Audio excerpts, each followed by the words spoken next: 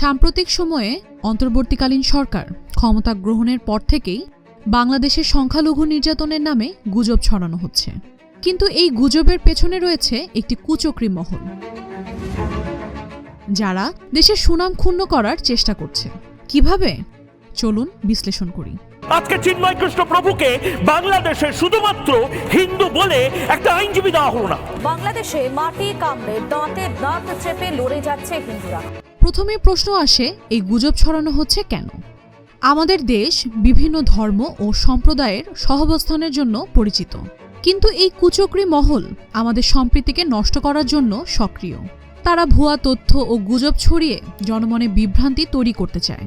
এদের লক্ষ্য হল আন্তর্জাতিক মহলে অন্তর্বর্তীকালীন সরকারের ভাবমূর্তি নষ্ট করা এবং জনগণের মধ্যে বিভেদ সৃষ্টি করা। যেখানে অন্তর্বর্তীকালীন সরকারের উপর দেশের সকল মানুষ সন্তুষ্ট, কারণ এই সরকার ধর্ম, বর্ণ, জাতি, পরিচয় নির্বিশেষে মানবাধিকার সমুন্নত রাখাকে সর্বোচ্চ গুরুত্ব দিচ্ছে। এদিকে কোনো তথ্য যাচাই না করেই বাংলাদেশ হিন্দু, বৌদ্ধ, খ্রিস্টান ঐক্য পরিষদ আইনশৃঙ্খলা বাহিনীর কাছে সহস্রাধিক অভিযোগ করে।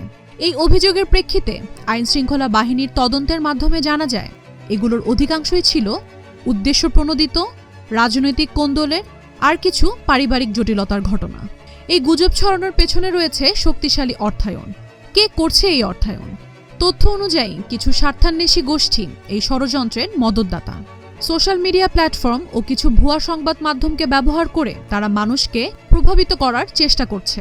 এই স্বার্থান্বেষী গোষ্ঠীর উদ্দেশ্যই হচ্ছে গুজবের মাধ্যমে সাধারণ মানুষের মনে ভয় ও উত্তেজনা সৃষ্টি করা, সাম্প্রদায়িক সম্প্রীতি নষ্ট করা এবং অন্তর্বর্তীকালীন সরকারের বিরুদ্ধে জনগণের মধ্যে বিরূপ মনোভাব তৈরি করা।